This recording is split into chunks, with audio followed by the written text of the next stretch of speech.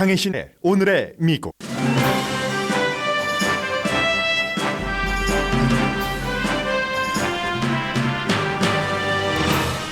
미국의 45대 대통령 도널드 J. 트럼프가 34개 혐의로 전현직 대통령 가운데 미국 대통령 가운데 처음 기소됩니다.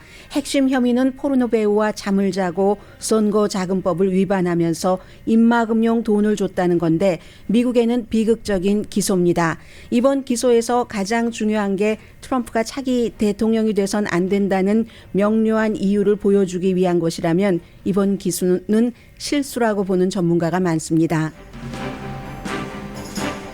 트럼프 기소에 대한 공화당의 반응은 정치인부터 유권자까지 노발대발입니다. 트럼프 전 대통령 큰아들은 이 기소가 마오쩌둥, 스탈린, 폴팟이나 하는 공산당급 범죄 행위라고 비난합니다. 마이크 펜스 전 부통령을 포함한 모든 공화당은 맨하탄 검사를 공격하고 공화당 유권자의 90% 이상이 이번 기소가 정치적이라고 믿고 있습니다. 뉴욕 경찰은 낮은 직급부터 최고위급까지 모든 경관에게 오늘부터 유니폼을 입고 대기하라는 명령을 내렸습니다. 트럼프의 지휘대로 대규모 시위가 일어나 사회 불안으로 이어지는 걸 막기 위해서입니다. 그러나 의사당 폭동 사건 때와 같은 대규모 혼란은 없을 것으로 예상됩니다. 당시 트럼프 지시에 따라 행동한 폭도들은 트럼프가 보호하지 않았기 때문이라고 크리스천 사이언스 모니터가 보도했습니다.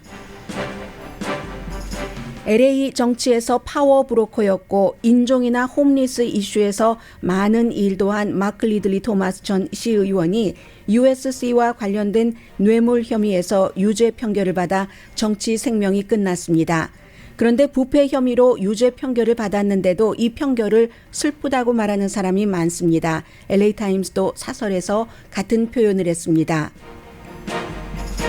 2월의 인플레이션은 한 달 전에 비해 진정됐습니다. 소비자가 지출을 줄임으로써 생긴 일입니다.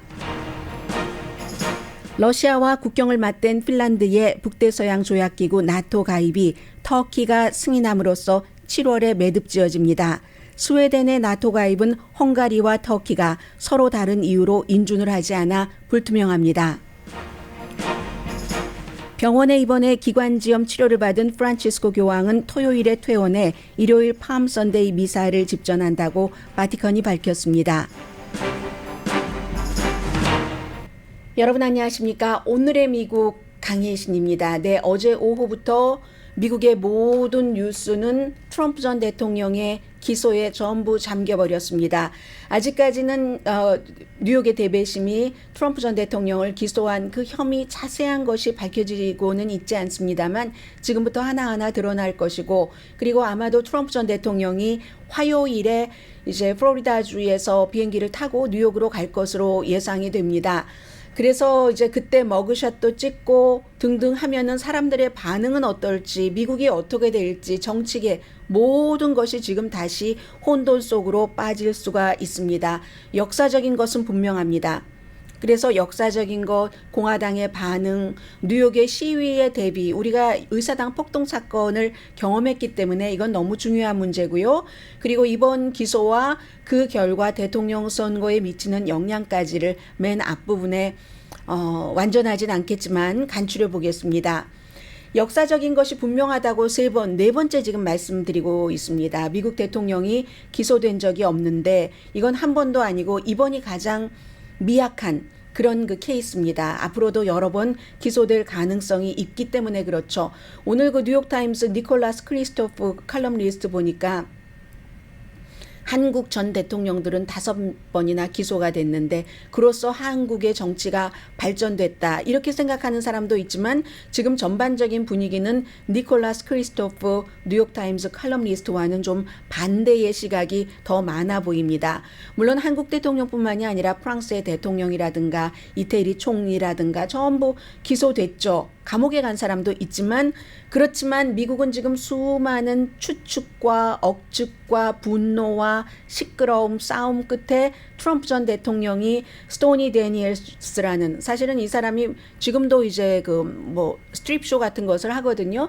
그 쇼할 때의 이름이지 실제 이름도 또 따로 있습니다. 그런데 대명사처럼 돼버렸고 스토니 데니엘스에게 뭐 대통령이 당선되기 위해서 잠잤다는 것을 이 언론에 얘기하지 말아라 하는 뜻으로 13만 달러 준 것이 사실은 그 돈을 준 것이 그렇게 해서 돈 준 것도 범죄는 아닙니다.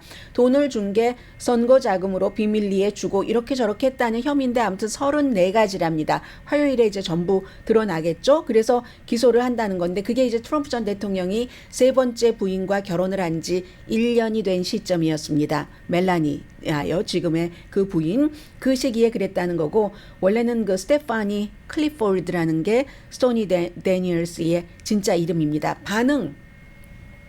공화당은 완전히 분노했습니다.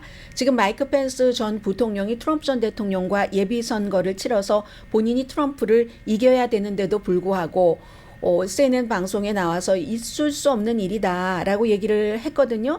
그런데 이런 반응을 보면은 저는 과거에 빌 클린턴 전 대통령 때의 모니카 루인스키와의 스캔들을 여러분들께 전해드렸었기 때문에 그때는요 공화당이 모니카 루인스키와 빌 클린턴 전 대통령이 그런 일이 있었다 해서 이건 정말로 탄핵을 해야지 된다고 엄청나게 했습니다. 그리고 실제로 그때의 공화당의 하원 의장이었던 뉴트 깅그리치가 본인은 그 당시에 다른 여성과 불륜 관계를 맺어서 나중에는 그 부인과 이혼하고 그 불륜 여성과 결혼을 해서 그 불륜 여성이 트럼프 시대에 바티칸 대사를 지내지 않았습니까?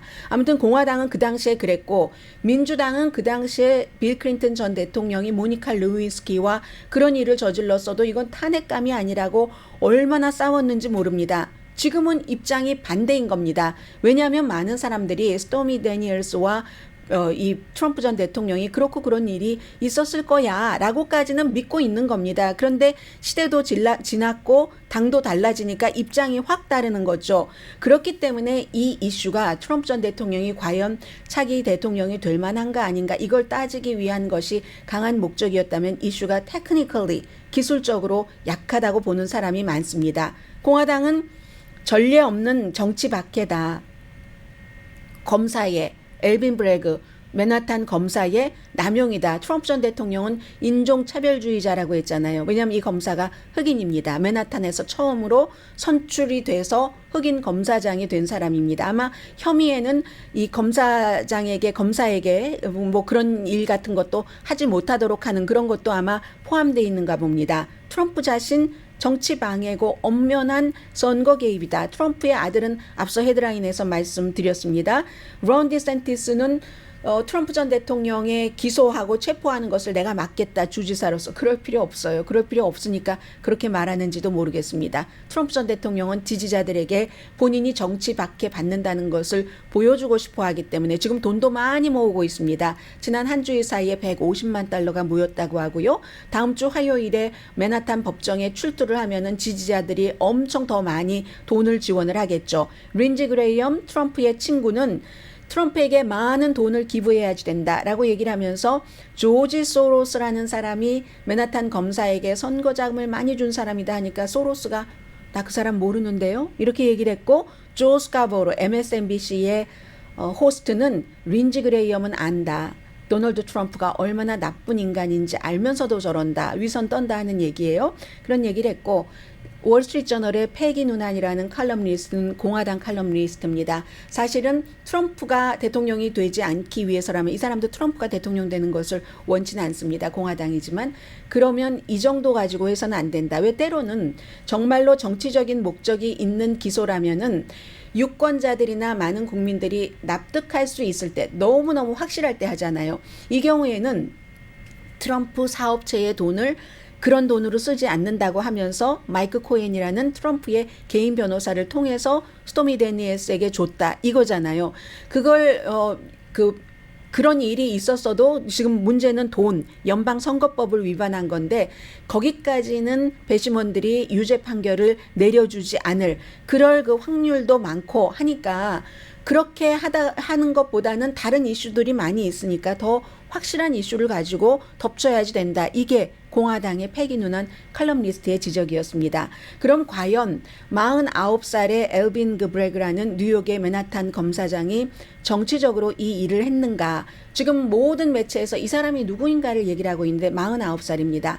협박은요, 트럼프 전 대통령이 뭐 야구방망이 들고 뭐 이렇게 저렇게 나를 기소하면 죽음이 있을 거야, 파괴가 있을 거야, 온갖 위협과 협박의 소리를 많이 들었지만 이 사람은 생애의 협박과 위협을 너무 많이 받아본 사람입니다. 1980년도에 뉴욕 할렘에서 살아서 그때는 코케인 같은 것들이 너무 강했던 때잖아요. 더군다나 흑인이기 때문에 경찰이 자신에게 총구를 들이미는 것을 6번이나 경험을 한 사람입니다. 한 번은 또 이제 어떤 용의자에게 목에는 칼이든가요? 목에는 칼을, 머리에는 반자동총, 이런 것까지 다 경험했었던, 웬만한 협박에는 굴하지 않는 사람이고 하버드 대학교를 나왔습니다. 여러 가지 일들을 많이 했고요. 2021년도에 첫 번째 흑인 검사장으로 선출이 됐고, 일요일에는 썬데이 스쿨에서 학생들을 가르칩니다. 뉴욕이니까 더군다나 진보의 리더다. 이게 이제 이 사람에게 붙는 수식어인 것 맞습니다. 사법정의 개혁 뭐 이런 것들을 얘기했고요.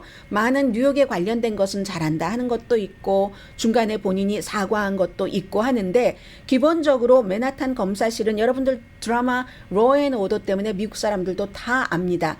미국에서 가장 잘 알려졌고 가장 영향력이 큰, 정치인도 많고 돈 많은 사람도 많으니까 마피아도 많고 그런 검사실입니다. 예산이요 1억 4,600만 달러인 곳이 뉴욕 맨하탄의 검사실입니다. 그리고 월스트리트에서 많은 그 일을 하고 부정부패하는 그 몰수하고 이런 것들을 가져다가 돈을 뽑아서 사법정의 같은 데다 많이 쓰는 곳이 맨하탄 검사실입니다. 그 사람은 지금도 이건 법 위에 사람 없고 법 아래 사람 없다 하는 뜻으로 정말 트럼프 전 대통령을 기소했을지도 모릅니다. 전에 두 사람은 이거 하다가 여러 가지 민주당에서도 안 하기를 원하는 사람들이 많았고, 왜 작은 것 갖고 하는가, 큰 것 갖고 해서 분명하게 국민들이 납득할 수 있게 해서 한 방에 날려야지, 이렇게 생각했었던 민주당도 많습니다.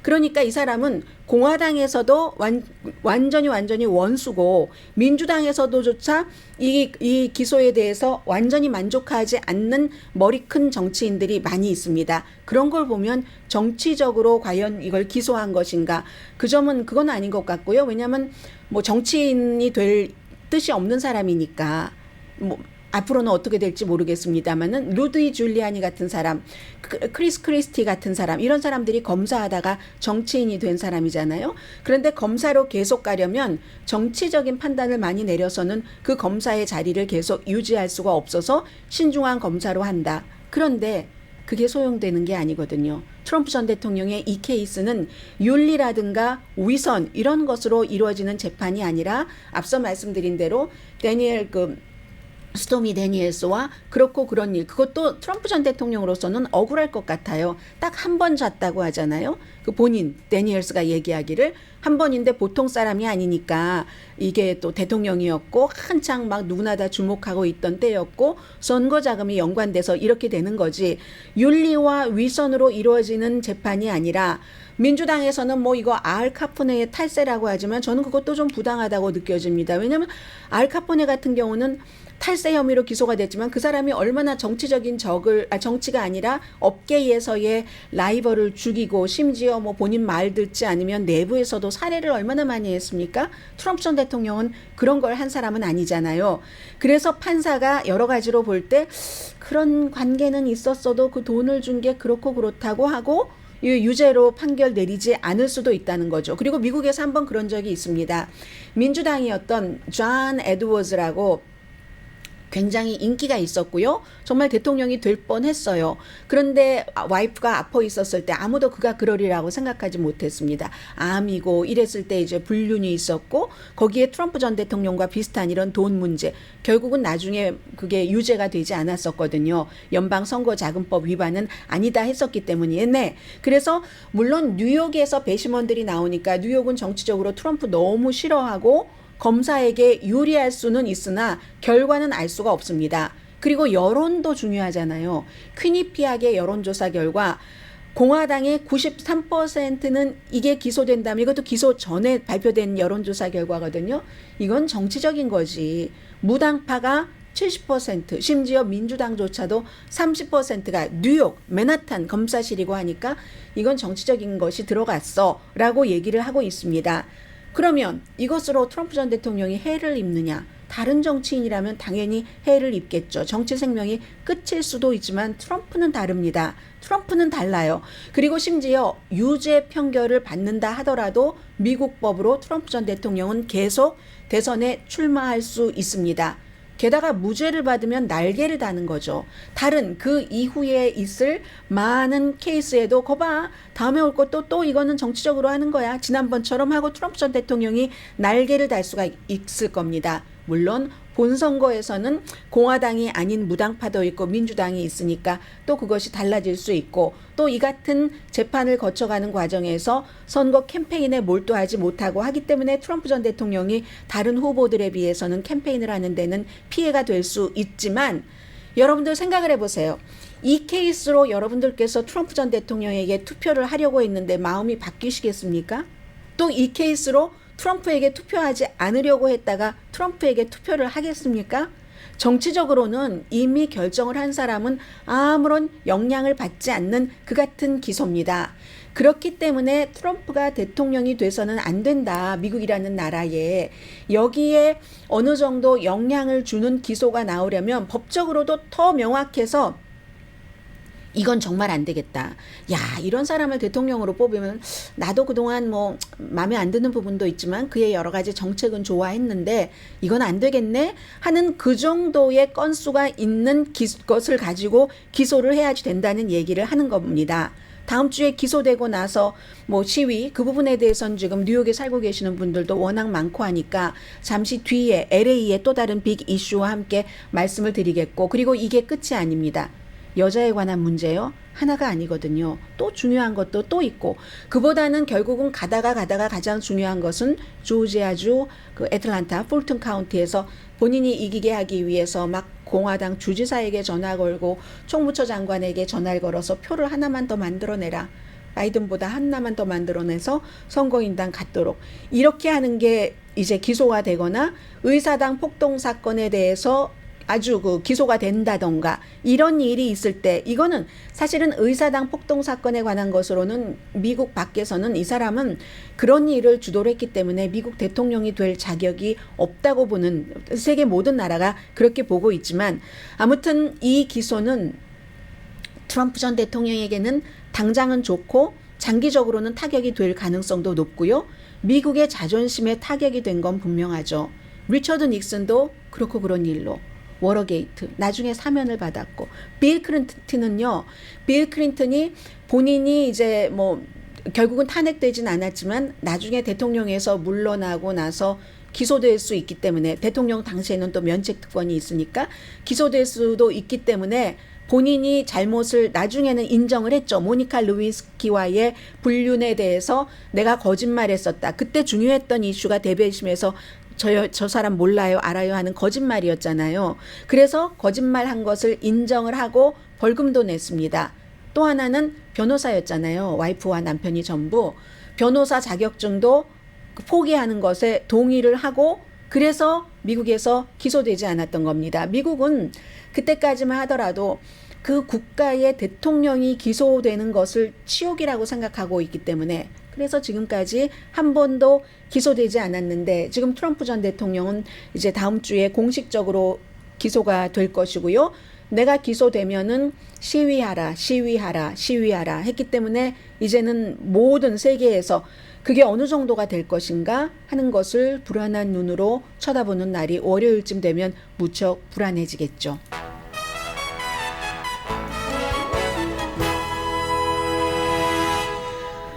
잠시 뒤에는 그 뉴욕에 지금 경찰들 텔레비전 보면 많이 보이실 거예요. 그런 문제, 과연 미국 사람들이 트럼프를 위해서 과거처럼 시위를 할까 하는 문제, 이건 이제 우리 모두가 다 연결된 거잖아요. 뉴욕에서만 시위하는 게 아니라 쭉 다 오니까 로스앤젤레스, 중부, 동부 모두.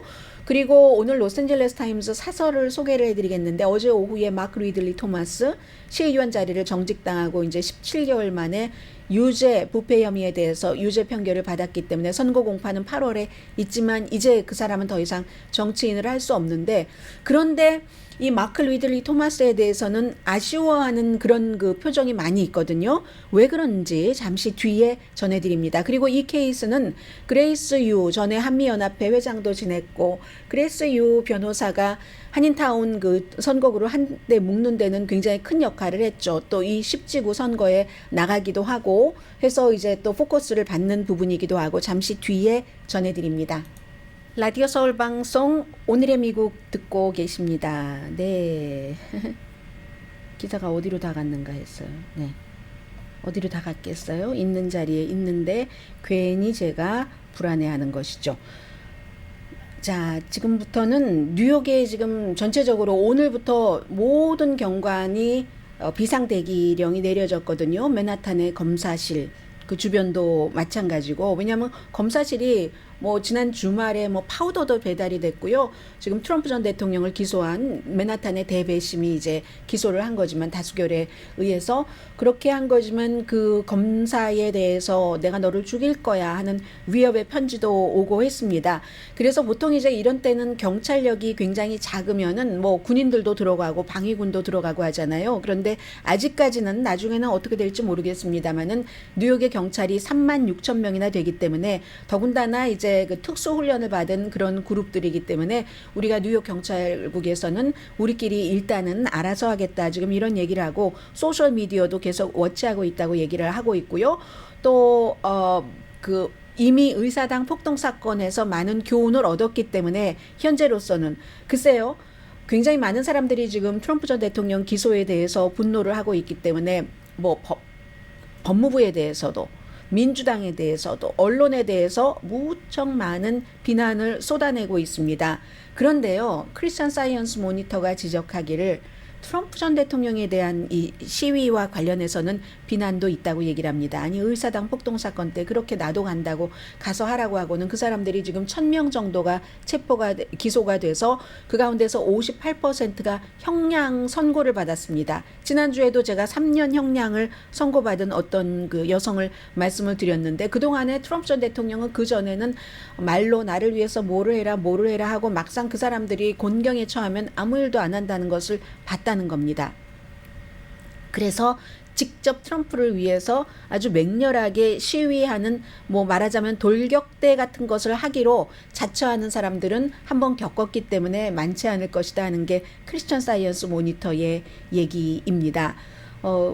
그것도 2024년도에도 여전히 트럼프에게 난 투표는 하겠어. 하지만 투표는 하되 내가 정말 잘못해서 시위하다가 군중 심리에 몰려서 뭐 경찰서에 잡혀가고 이럴 때 트럼프가 나를 위해서 아무것도 안 해주거든. 지금도 트럼프는 내가 대통령이 지금 다시 되면은 사면해주겠다 하지만 본인이 대통령이었었을 때도 뭐 별다른 일을 하지 않았었고요. 아무튼 그랬습니다. 그래서 그 적어도 그 당시에 의사당 폭동 사건에 가서 시위를 할까 했었던 사람들 가운데는 좀 씁쓸하고 좀 시큼한 맛이 좀 트럼프 전 대통령에게 느껴진다는 얘기를 하고 있습니다. 버렸기 때문에 그 시위대에 대해서는 추종자들을. 그리고 그뿐만이 아니라 시위하고 나서 소셜미디어 같은 데 막 드러나고 직장을 잃은 사람도 있잖아요. 우리 이렇게 과격한 직원 필요 없다 해서 또 가족끼리도 막 싸우기도 하고 자유를 잃은 사람, 심지어는요 음모론자 알렉스 존스도 이번에 트럼프 말 듣고 시위하지 말라고 얘기를 했거든요. 그 사이에 이 사람도 말을 자주 바꾸니까 또 말을 바꿨는지 모르겠습니다만은 트럼프 전 대통령이 1월 6일 의사당 사건처럼 그때처럼 사람들이 나가서 시위하라 할 때는 곤경에 처할 수 있다. 사람들이 그 말을 듣는 사람들이 이용을 하는데 트럼프 전 대통령이 시위 요청엔 그렇기 때문에 문제가 있다 하는 게 알렉스 존스의 얘기입니다. 법적 비용 같은 것도 하나도 대주지 않았고 트럼프 전 대통령이 그러면서 본인의 법적 비용은 계속 자금으로 모아서 지금 지난주 한 주일 동안에 뭐 15만 달러 이상 모았다니까요. 제가 엊그제 본 바에 따르면 지금은 더 많이 모아졌을 겁니다. 어제 밤부터 오후부터 지금까지 얼마나 많은 돈이 모아졌을지 모르겠어요. 그래서 알렉스 존스는 그는 그 사람들의 법적 비용도 한 푼도 대주지 않았고 모두 감옥에서 정말 그 썩도록 내버려뒀기 때문에 이번에는 트럼프 말에 응해서는 안 된다. 이게 알렉스 존스의 얘기라니까요. 누구보다도 먼저 트럼프 전 대통령을 지지했었던, 그러나 본인도 지금 뭐 여러 가지 뭐 고소에 걸리고 해서 재산의 많은 부분을 잃어버리게 된 그 법원 판결에 따라서 그런 것이기 때문에 큰 걱정은 안 해도 될 것으로 전문가들은 보고 있는 것처럼 보입니다. 그러나 대중이 움직일 때 사람들의 움직임은 항상 어느 방향으로 갈지 알 수 없는 겁니다. 그리고 지금 이 케이스가 만약에 트럼프 지금 많은 사람들이 생각하는 것처럼 특히 크리스찬 사이언스 모니터가 생각하는 것처럼 시위를 생각하지 않는 것처럼 반대로 격렬하게 누군가가 시위를 한다면 그 격렬한 시위에 반발하는 사람들의 움직임이 여론을 형성을 해서 오히려 단기적으로 트럼프 전 대통령에게 좋을 것 같았던 것이 그렇지 않을 수도 있고 사실은 지금 결과를 이때쯤이면 이럴 것이야 저럴 것이야 라고 따박따박 예측을 한다는 자체가 불가능하다 이렇게 보시면 될 것 같고요. 로스앤젤레스를 좀 말씀드리겠습니다. 로스앤젤레스에서는 뭐 인구는 많지 않지만 전체적인 인구가 뭐 한 10%도 안 돼요. 아프리칸 아메리칸 인구가. 그리고 지역에 따라서 무슨 뭐 백인 인구가 무척 많은 곳도 있고 아직도 아니면 백인 인구가 적고 아프리칸 아메리칸 인구가 뭐 한 30% 백인이 뭐 한 30% 캄튼 정도가 그 정도 비율이 되겠네요. 그렇게 되는 곳도 있는데 10지구는 LA 한인타운도 포함되어 있고 무슨 그 사우스 LA의 북쪽 그런 데도 포함되어 있고 뭐 볼드윈 팍 이런 곳 그 아프리칸 아메리칸이 많은 곳도 있고 하는 그런 지역구입니다. 이 10지역구가 지금 임시로 그 헤더 헐트라는 시의원이 일하고 있잖아요. 마크 리들리 토마스가 이게 이런 부패 혐의에 걸려서 결국은 사람들이 그를 거부해서 17개월 동안 정직이 됐기 때문에 그 자리에 이제 아프리칸 아메리칸 여성입니다. 그런데 이 여성 마크 리들리 토마스 말씀부터 드리겠습니다. 그래서 이제 결국은 어제 부패 혐의로 쓰러지고 말았는데 유죄 판결을 받은 겁니다. 그런데 로스앤젤레스 타임즈가 사설에서 로스앤젤레스 정치인이 부패 혐의에 대해서 유죄 판결을 받은 것을 축하할 일이 아니다라고 얘기를 했습니다. 연방 뇌물수수 및 음모 혐의입니다. 연방에 기소돼서 그렇게 된 거예요. 근데 이 마크 리들리 토마스는 30년 넘어 동안 굉장히 강한 그 LA에서 정치 그 파워 브로커였고 특히 인종, 물론 흑인을 중심으로 한 인종이지만 흑인만 소수 인종이 아니기 때문에 인종, 또 인종 정의라든가 또 이 그 홈리스에 대해서 참 많은 일을 하다가 이제 이렇게 됐습니다. 뭐 LA의 자이언트 정치인이죠. 68세고 민권 운동가로 시작해서 정치인이 된 케이스고 캐런 베스 그 LA 현 시장과도 아주 그 호흡을 많이 맞췄었던 그런 사람입니다. 1991년부터 시의원 뭐 한 10년 정도 하다가 뭐 주의원도 하다가 슈퍼바이저도 하다가 다시 이제 시의원 2020년도에 4년 임기의 시의원이 됐는데 남은 임기는 지금 그 헤더 헐트 현 의원이 할 테고 92년도 폭동 사건이 일어난 뒤에도 재건에 굉장히 많은 일을 했습니다. 경찰 개혁 많이 했고요.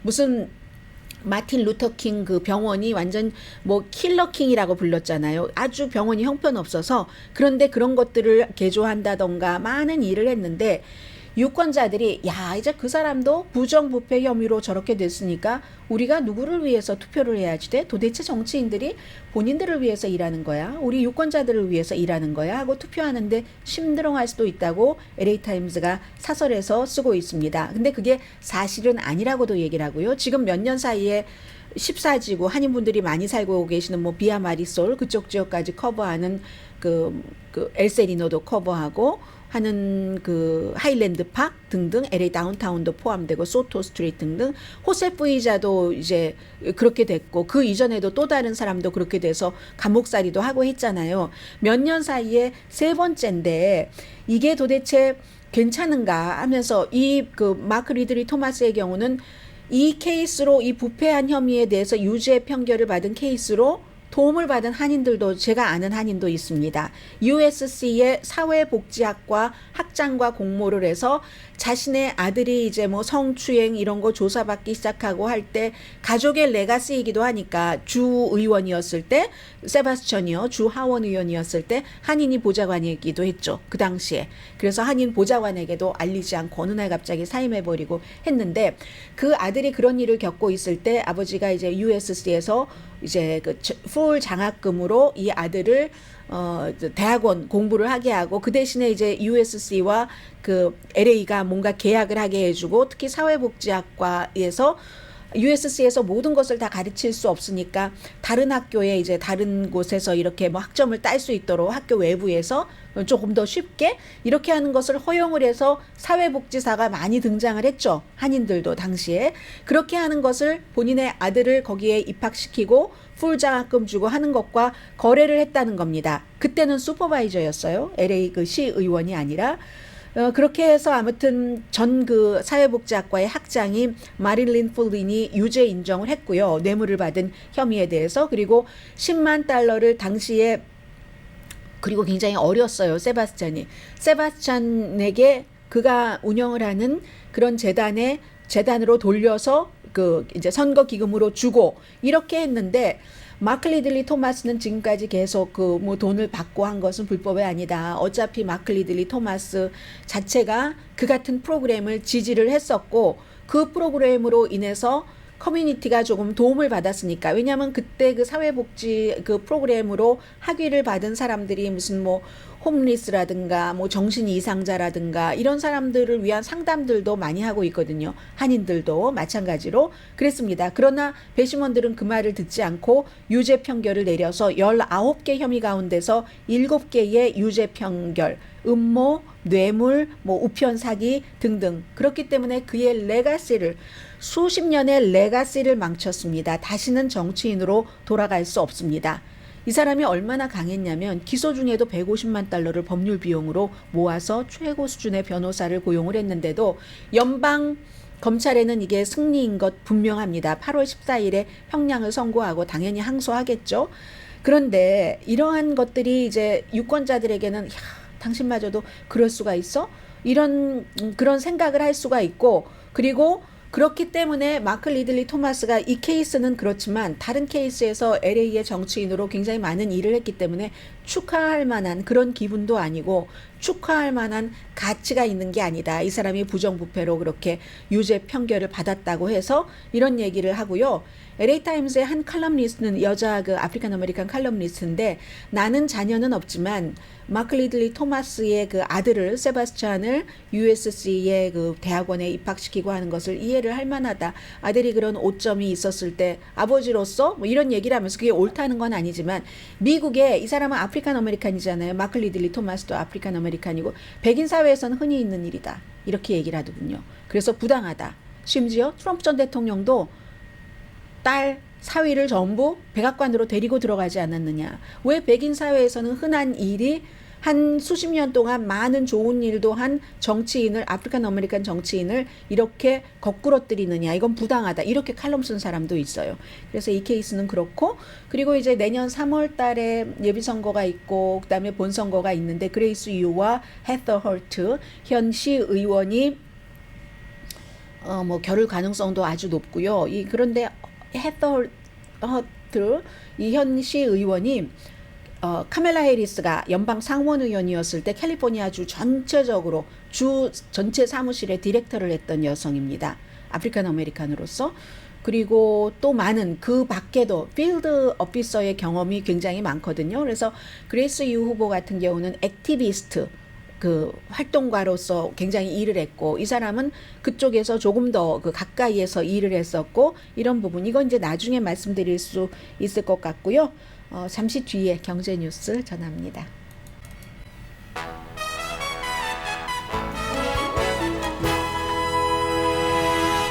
라디오 서울 방송 오늘의 미국 듣고 계십니다. 네.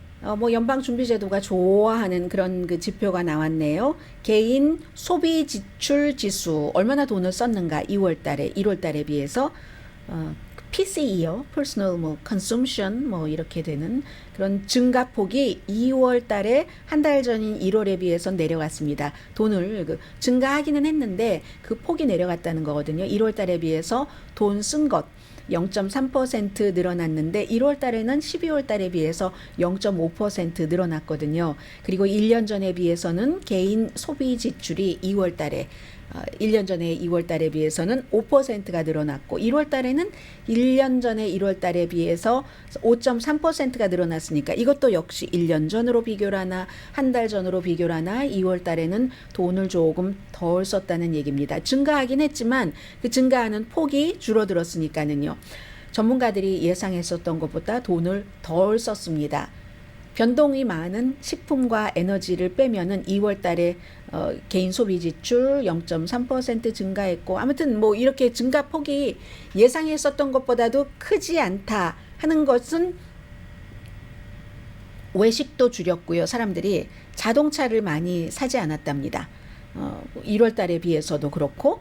이유가 뭘까요? 이유는 좀 수입 증가가 조금 쿨해졌다고 할까요? 수입이 뭐 그래 어느 정도냐면, 세금을 제외하고 나서의 수입은 2월 달에 1월 달에 비해서 0.5%가 늘어났답니다. 1월 달에는 12월 달에 비해서 2%가 늘어났으니까 4분의 1로 준 거예요. 그리고 인플레이션을 감안하면 수입이 1월 달보다 0.2%가 2월 달에 늘어났습니다. 1월 달에는 12월 달보다 1.5%가 늘어났으니까 이거 많은 차이가 있는 거네요.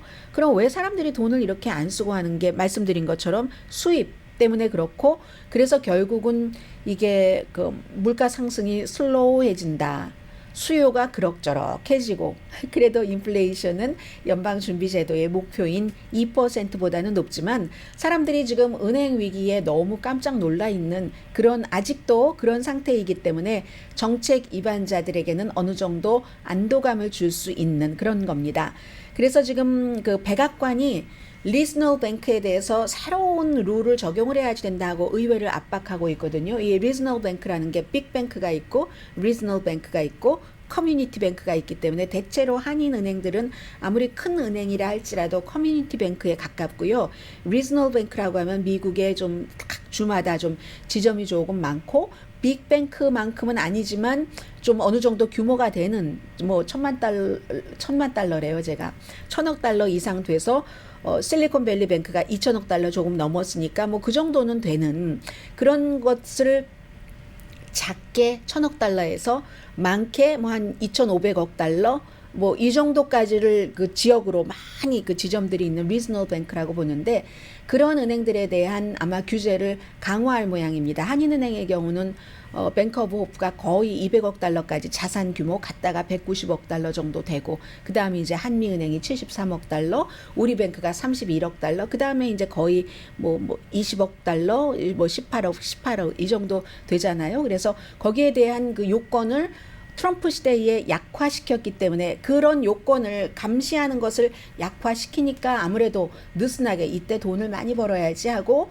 아주 개인이 주식 투자를 할 때 리스키한 것에 많이 그 투자를 하는 것식으로 의무가 조금 줄어들었으니까, 그래서 이렇게 됐기 때문에 이걸 다시 트럼프 시대의 정책을 뒤집어서 강화시켜야지 된다. 스트레스 테스트 기준을 높이겠다는 얘기예요. 2008년 9년도 금융 서프라임 사태, 파생 상품 사태, 그때 지나고 나서 우리가 너무너무 많이 들었었던 게 스트레스 테스트라는 용어였었잖아요. 그래서 이 스트레스 테스트라는 더 강한 규제가 2,500억 달러 이상 되는 은행에는 적용이 되거든요. 한인은행들과는 상관없습니다. 아무튼 그러나 또 전체적으로 뭐가 그 업계에서 강화된다 하면은 또 다 영향을 받는 건 사실이고요. 오늘 제가 미국과 중국 조금 더 말씀을 드려야지 되는데 시간이 없으니까 다음으로 미루고 잠시 뒤에 뵙겠습니다.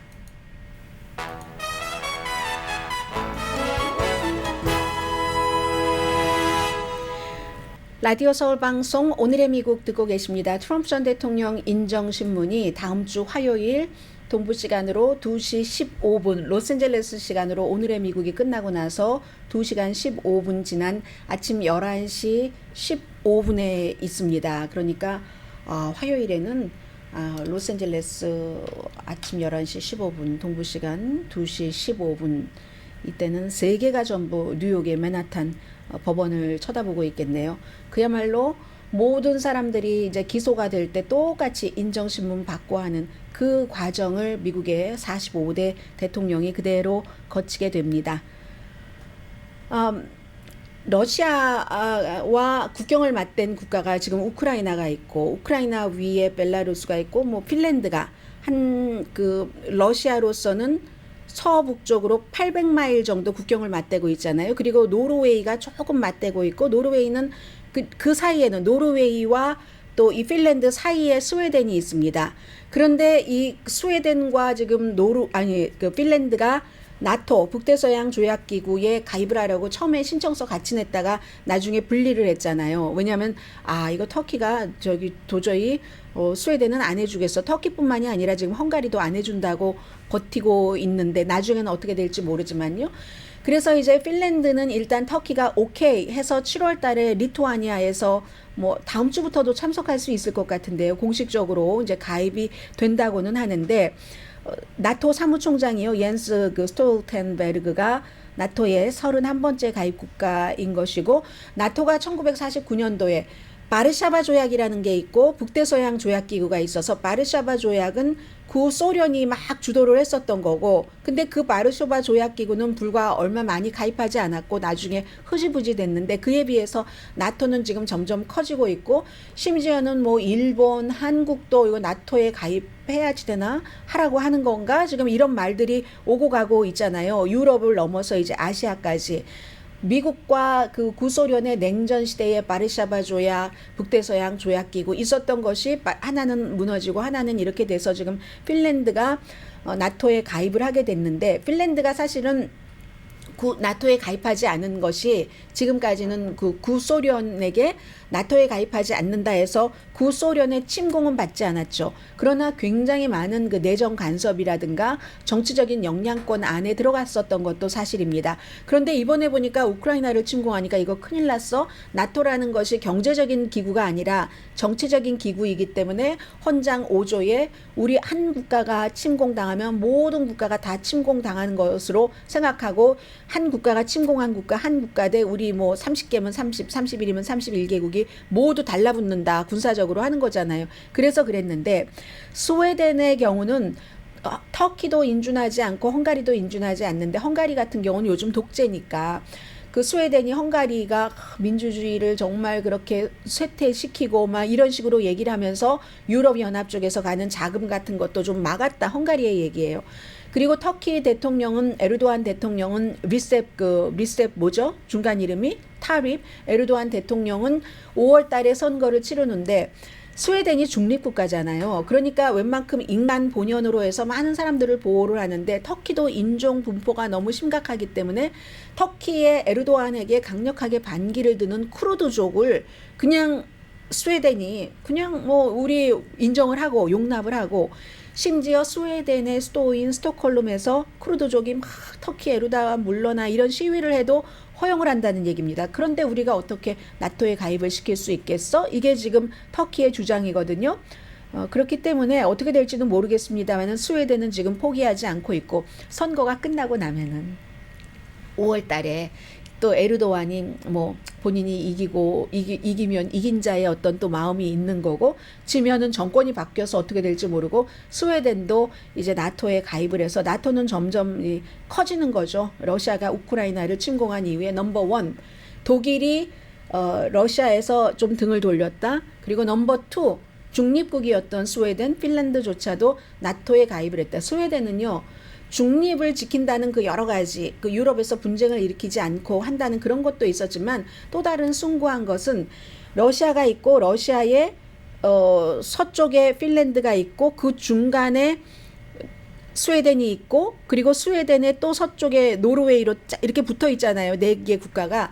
그런데 스웨덴조차도 이런 데 가입하고 하면 핀란드가 참 애매해진다는 거예요. 그 당시에. 그래서 안 했었거든요. 그런데 인생이라는 게 알 수 없는 겁니다. 그런데 그 핀란드는 지금 나토에 가입이 됐고 그리고 이제 그 스웨덴은 나토 가입을 원하고 있습니다. 프란치스코 교황이 시차가 있으니까 그냥 바티칸 날짜로 로마 날짜로 토요일에 퇴원을 해서 이제 기관지염으로 치료를 받았다고 하잖아요. 항생제에 아주 잘 반응을 했다고 하고 86세라서 걱정했는데 어젯밤에 피자도 드셨다고 하고요. 일요일에 팜 선데이 미사는 집전하신답니다. 강혜신이었습니다.